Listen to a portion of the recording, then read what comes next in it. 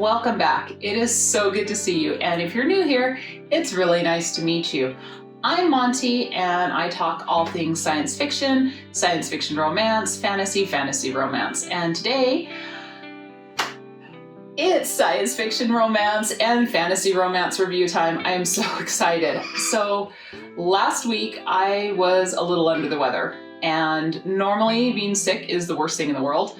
However, it did give me a lot of time to go ahead and catch up on some reading and to read 3 new stories from Ruby Dixon. These have all been published pretty recently, and I wanted to kind of give a review on these 3 stories because I absolutely enjoyed and adored each and every one of them. And before I begin, I just want to say thank you to everyone that continues to come back, watch the videos, leave comments, and just, it has been so much fun. Like, I started this just to kind of have something to do, to be able to talk about books and things I like, and it has been awesome. I absolutely love all the comments I get. I love replying to the comments. I love the little discussions we have, so thank you so much. All right, on to the reviews. I'm going to try to keep these as spoiler-free as possible, but you know, I'm not just going to read you the covers of the books and tell you that. I really want to give my thoughts and opinions on these stories as well. So first up, we have Daisy's Decision. And this is the 16th book in the Ice Home series. It is 259 pages. It was published on June 4th. And I absolutely love this one. I was not looking forward to this book because Daisy has not been my favorite character in Ice Home. She's been pretty one-dimensional ever since she got to the tribe. And for a quick catch-up, Daisy came to Ice Home, to the planet, the Not Hoth planet, because she was a Praxian Lord's consort, companion, but he only had her as that because he was trying to make everyone believe that she was his consort, when really he had a same-sex lover. And I guess on Praxia, that's the cat alien people, like, you can totally like own slaves, sell your kids as slaves, have communal cuddle puddles in your house, but same-sex relationships, that's where they draw the line. Like, Praxia is ridiculous.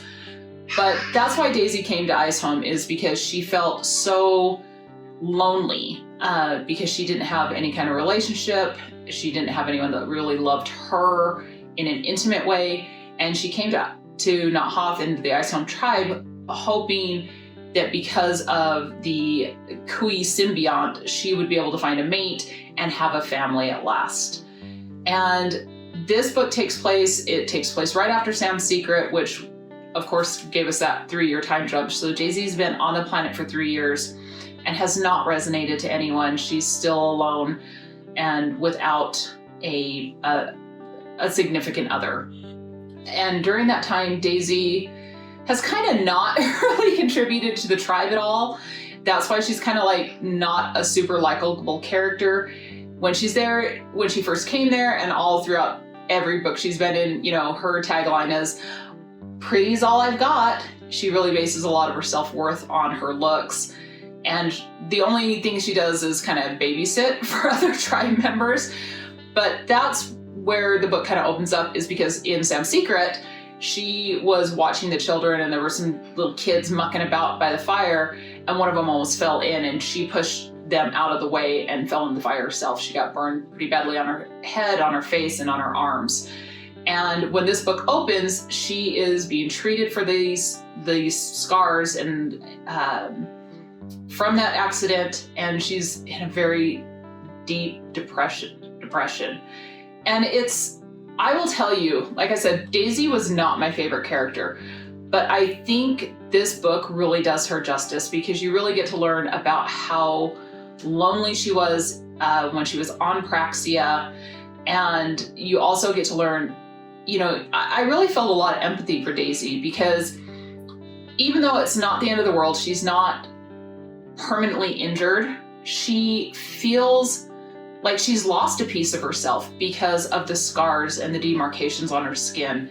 And I can relate to that. I think anyone that has some kind of disfigurement can truly relate and feel like there's something, when you see yourself and you know there's something different, you kind of lose a little bit of your self-confidence and your self-esteem. So I think this book really made me like Daisy as a character, and I think that's a huge feat.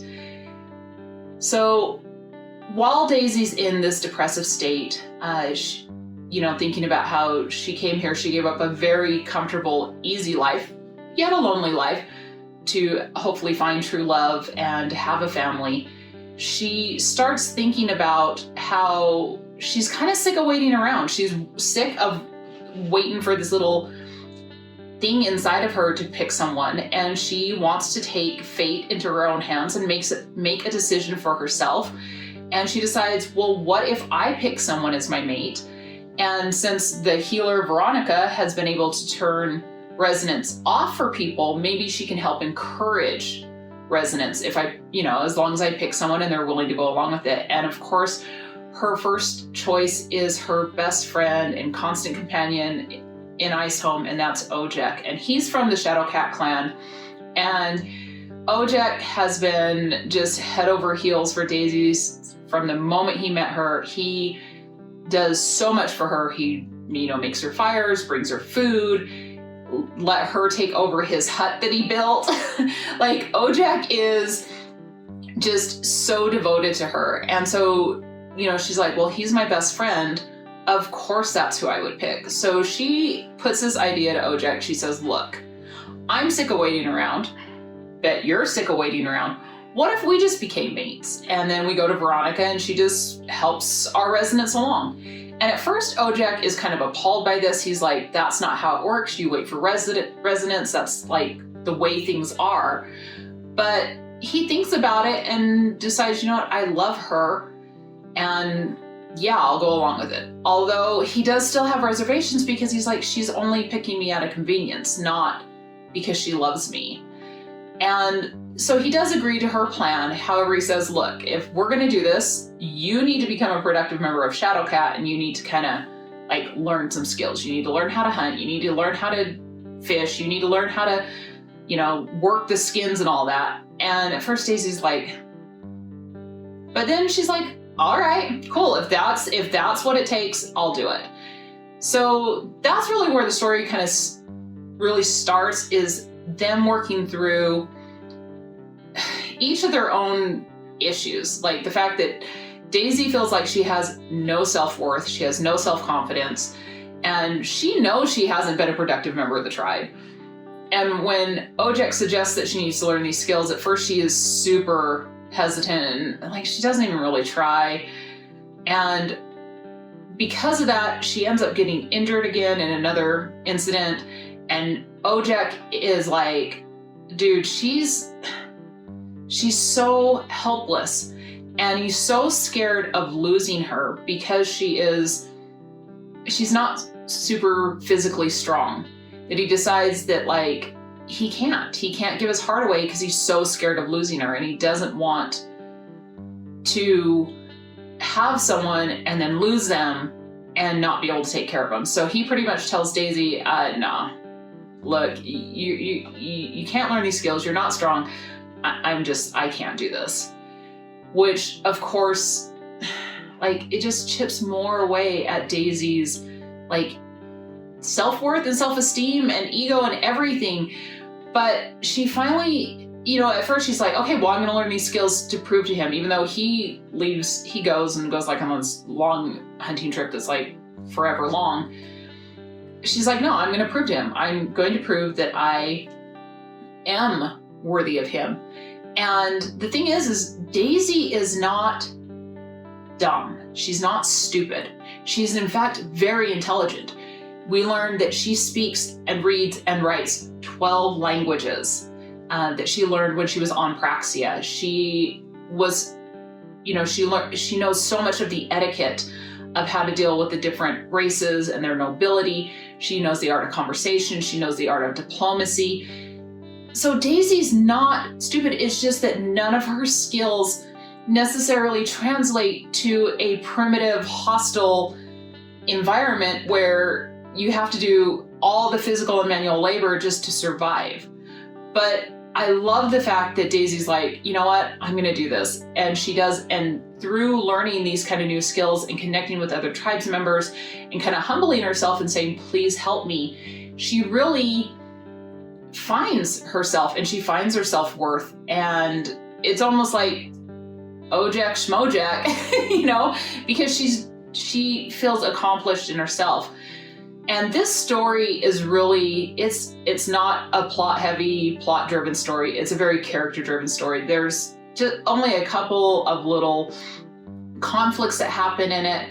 And other than that, it's more learning about the baggage that each of these two people have from their experiences and them coming into their own and dealing with that and realizing that they need to move past their feelings of rejection, their feelings of loneliness, their feelings of not being enough in anyone's eyes to truly learn to love. Because both Daisy and Ojek are so similar in that way.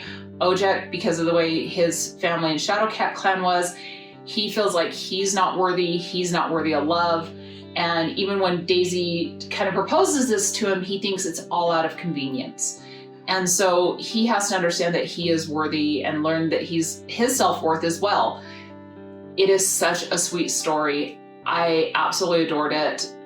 I never thought I would like Daisy's character as much as I do, and this story completely swayed me. This got 4 stars for me on Goodreads, and I seriously think you should check it out. If you're a fan of Ruby Dixon, if you're a fan of the Ice Home, Ice Planet Barbarian series, such a good tale.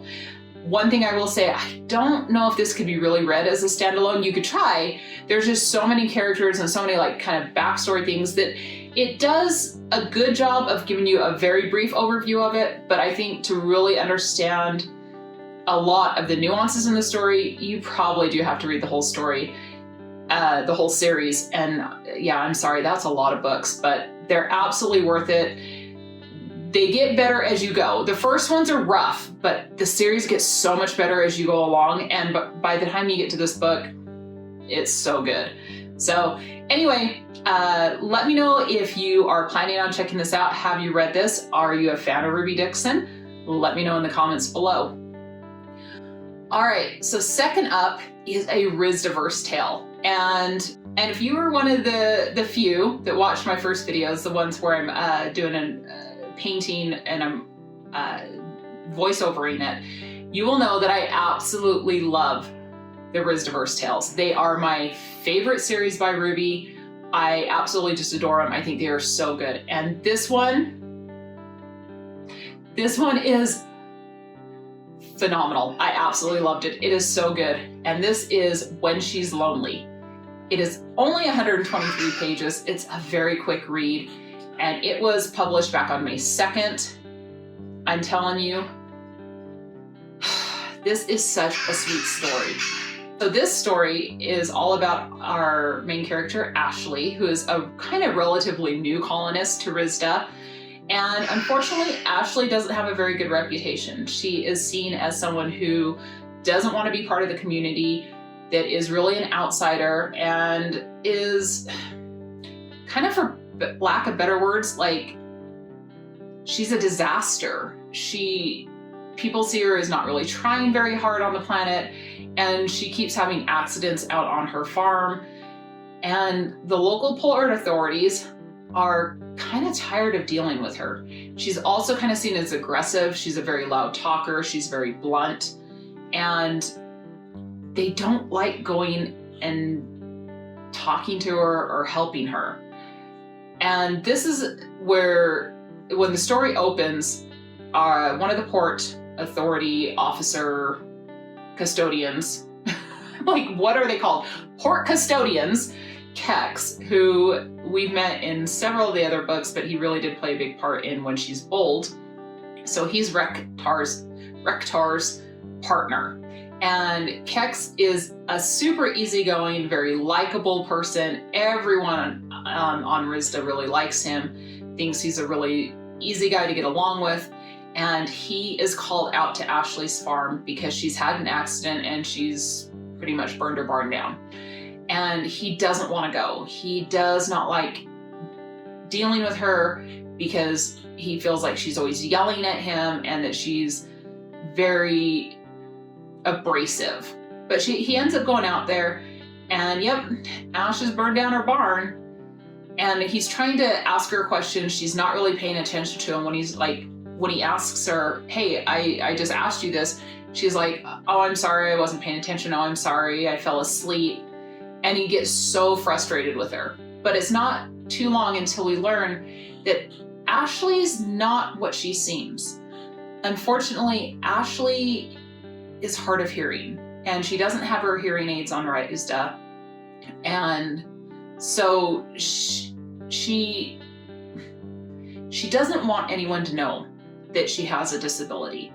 And because she has learned that a flawed slave is a dead slave, and even though now she is completely free and she's allowed to just live on RHODESMAS as a colonist, she is terrified that one day that circumstance is going to change and that she is going to be put back into a position of a slave. And so she doesn't want anyone to know about her disability. She doesn't want any record of it. So she pretends that she understands what people are saying. She'll nod along with conversations. And if she hates to have people repeat themselves, but she has a really hard time hearing certain tones of voices. And especially with some of the alien species, she can't read their lips, and their accents make it very difficult for her to pick up all the words they're saying. So when Kex arrives at her farm, she's very upset.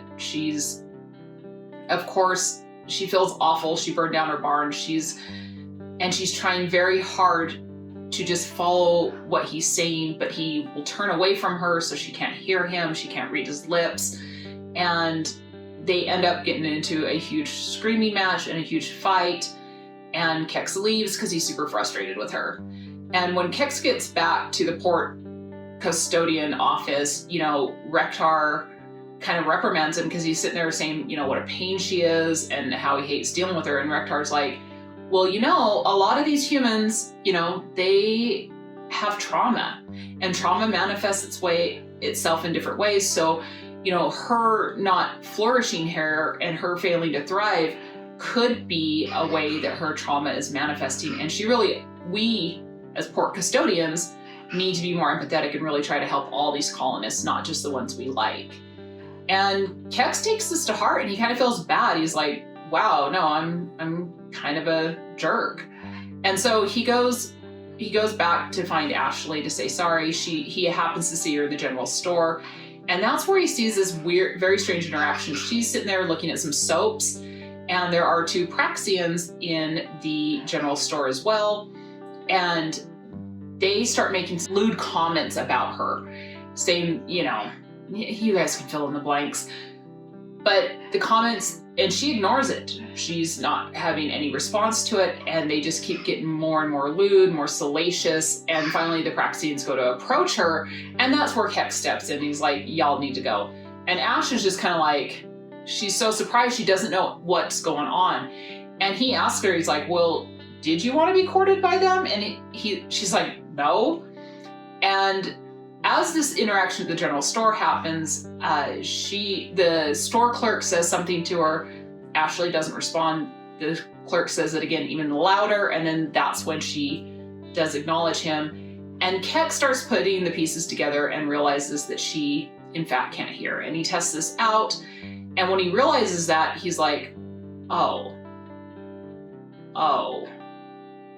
But it kind of also gives him more questions, like, well, if she can't hear very well, why hasn't she gotten it fixed? So he offers to follow her back to her farm, and Ash is like, no. She wants nothing to do with him. She has started to figure out that maybe he knows what's going on with her, so she leaves. He still goes back to her farm, and Ashley is terrified. She's terrified that if he knows that she has a problem with hearing, he's going to use it against her. He's going to blackmail her. He's going to ask for coin or favors. And so when he comes out she pretty much confronts him and says, okay, what's it going to take for you to keep your mouth shut? And Kex is like, that's not what this is really about. I just want to know, like, why haven't you gotten this looked at? There's a medic in town. And she pretty much tells him, look, I'm not going to have it known, you know, in case I go back to being a slave, that I have this problem. And so she's like, so what's it going to take to buy your silence? And Kex says, well, go on a date with me. And she's like, no. And he's like, no, seriously. He's like, not to keep your secrets, just, you know, I want to get to know you. And then she's like, no. And he's like, okay. She's like, but are you going to tell everyone? He's like, well, if you don't go on a date with me. So that's, but it's still sweet. I promise. Let's get over that. She goes out with him and they go to the cantina where it's really loud. But Kex is so sweet because he takes her outside. They have great conversation. And that's what this whole thing is based on, is they become friends slowly over time, with him spending some time with her, helping her out because he knows she needs someone that can speak loud like he does and is willing to take the time with her. They build a friendship. They watch movies together. They, you know, eat little pretzel snacks she makes, and they just spend a lot of time together, and they really build this friendship. Now, as their friendship builds, each of them definitely are attracted to one another, but neither of them thinks the other one is.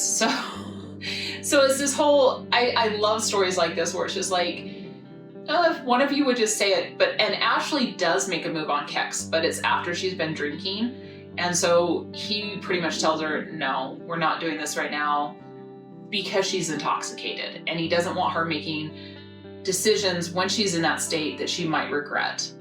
And so it's a friends to lovers story with so many just like missed opportunities. And it's very slow burn. It's so sweet. And it's just, like I said, I love when Ruby Dixon does this with the books, where it is, you get to see the relationship build over time, and it's just adorable. There's really not a whole lot of like outside conflict. Once again, there's one thing that happens towards the end that kind of sets up like, will they, won't they? And it's so just like minor. And really you just get to know these characters and follow the romance and see them fall in love. It is so great. This book, once again, it got 4 stars from me. I absolutely love it. I highly suggest it. It can be absolutely read alone. Much like all the RHODESMAS tales, they are all kind of interconnected, but they can be read on their own as standalones. And the other great thing about this book is my favorite character from the RHODESMAS universe, Lucy, shows up. And anytime that she is in a book, I am so excited because she is the best character. I love her. And she does make some appearances in this book. So anyway, let me know, have you read When She's Lonely? Do you like the RHODESMAS tales? If you do, check it out and let me know in the comments below. All right, so the third and final book is the Half-Orcs Maiden Bride. And this book is 193 pages. It was published on April 1st. And this is part of the Anchor and Aspects universe that Ruby has done in that series. And I haven't really talked about those books, but if you are interested to know my feelings on them, because they're mixed, I think it's an awesome like world that she's built, but I have mixed feelings on some of the books. But this is a novella companion to the series. So there are 3 published books in that series. There are 2 little novellas that are kind of just side stories. And I'm telling you, the novellas are awesome. The 2 side stories are so good. I absolutely love them. And this one is, love it. And so this book, this story opens with our main character, Lady Iolanthe. I'm not sure if I'm pronouncing that name correctly. I'm doing my best. She is 30 years old, and she is one of 3 daughters of one of the lords of one of the keeps in the area. And she is considered a spinster. She is the oldest daughter. She's unmarried. Her 2 younger sisters are married. And because she's 30, She's super old. But she is considered to be not very attractive. She's very tall. She's got a very athletic build to her. And her father pretty much just told her that like no one wants her. She has no prospects. So she's kind of lonely, and she's kind of accepted the fact that she is never going to get married, but she has like hope that it'll happen. Like that's all she wants, is to be married and have a family. And she is a girly girl. She loves fancy dresses. She loves to sew. She loves to read. She loves to just take care of her house. She is running her father's estate. And I absolutely just adore her. Like she like, this would be me. Like, definitely very much into all things pink, all things sparkly. Like, I love her. But one day, her father comes to her and tells her, hey, check it out. You're getting married. There's this lord in, that's 2 days ride away, and he has paid me a lot of money for your hand. So you're gonna go ahead and get married to him, and you don't mess this up. And she is ecstatic. She's so happy. She can't even imagine that anyone would want to marry someone who's, older like she is. And so she is looking forward to this. And so her and her father and his guards all set out for the 2-day ride. And this is really important because her family is very poor. Even though they have a good name, they have lands, they don't have a lot of cash on hand, they don't have a lot of liquid assets. So having someone pay for her and her not have to provide a dowry is like dream come true for them. So they set out, they go to the Lord's keep that's 2 days right away. And when she gets there, she notices that the keep, she's like, wait, don't I know who lives here? Yeah, it's Lord so-and-so. But she doesn't realize that Lord so-and-so, whose name I forget, actually sold his holdings to Agcor. And Agcor is a half-orc. His father was orc, his mother was Cyclopean, and he's bought this estate and is trying to establish himself as Lord of the Manor. But of course, he's meeting a lot of resistance because half his men are orcs, he's half-orc, and everyone kind of just thinks that they're like raiders and thieves and that he, took this keep by force instead of the fact that he actually purchased it, and that he's a good lord to his men, he's a good lord to everyone that lives there. So he thinks that the way to solidify his holdings there is to marry a lady from a good family. And so when he meets Iolanthi's father in a tavern and learns that he has a daughter that's unwed, he barters for her hand in marriage. So when they get there and she sees who she's going to marry, she realizes, very quickly that he's half-orc. He's got green skin, he has the pointed ears, he has tusks, and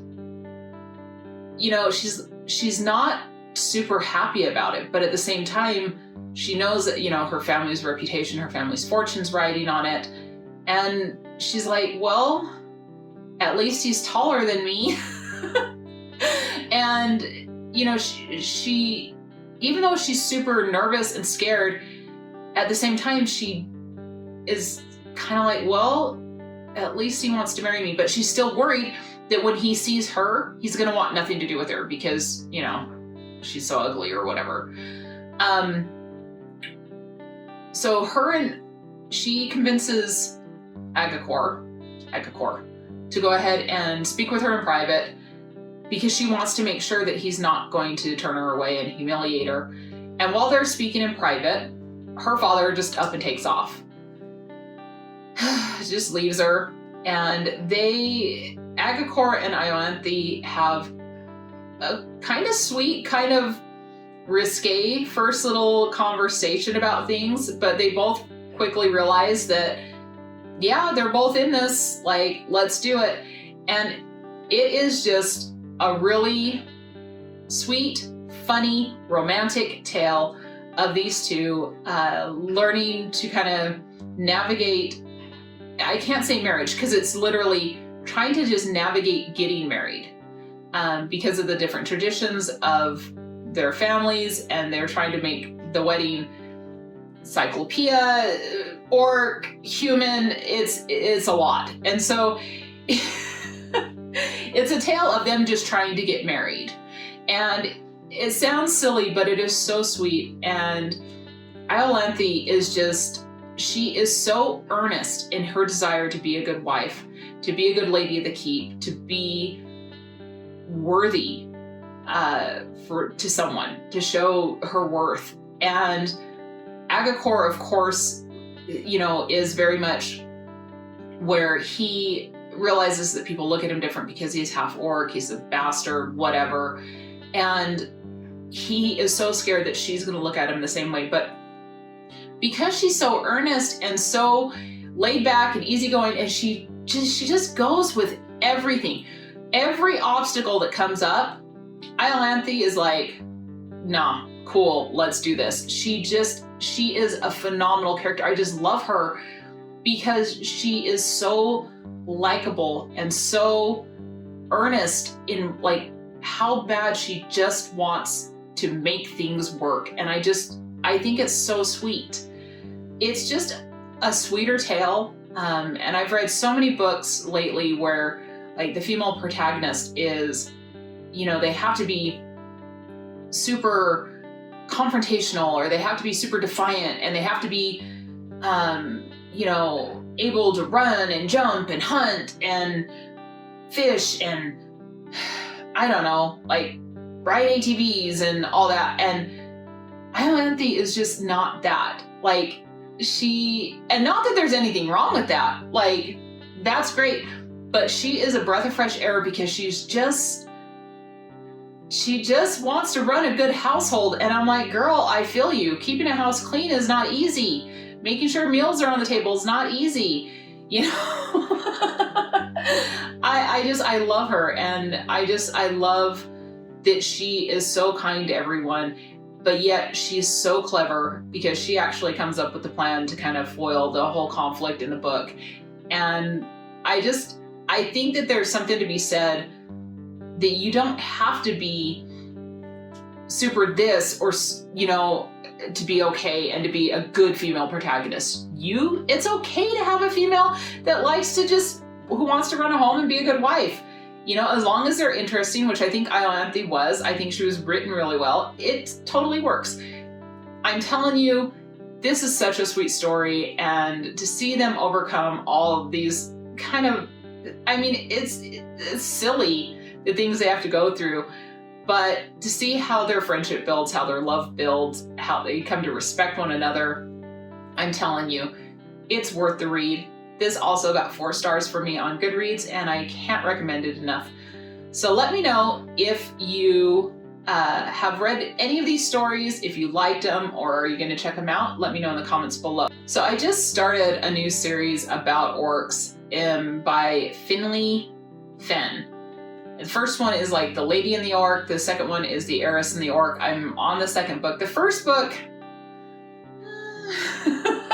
not necessarily my favorite type of story, but let me know if I should continue with the series. If you've read any of these, the Orc Sworn series by Finley Fenn, let me know. Is it worth keep going? I like to give a new series at least 2 books to determine if I'm going to continue to read them. But let me know if you've read that, because it's different. It's definitely different. And now I'm exploring orc romance territory, which, believe me, there's weirder things out there that I've read. But I kind of like that whole idea of these horrible, hideous, brutish characters actually being sweet, tender people underneath. I love that. Anyway, thank you so much. If you'd like to hear more from me, you can always consider subscribing. And if you like this video, please do consider giving it a thumbs up and leaving me a comment down below telling me if any of these books strike your fancy, if you're going to check any of them out. And until next time, take some time for yourselves. Love you, bye.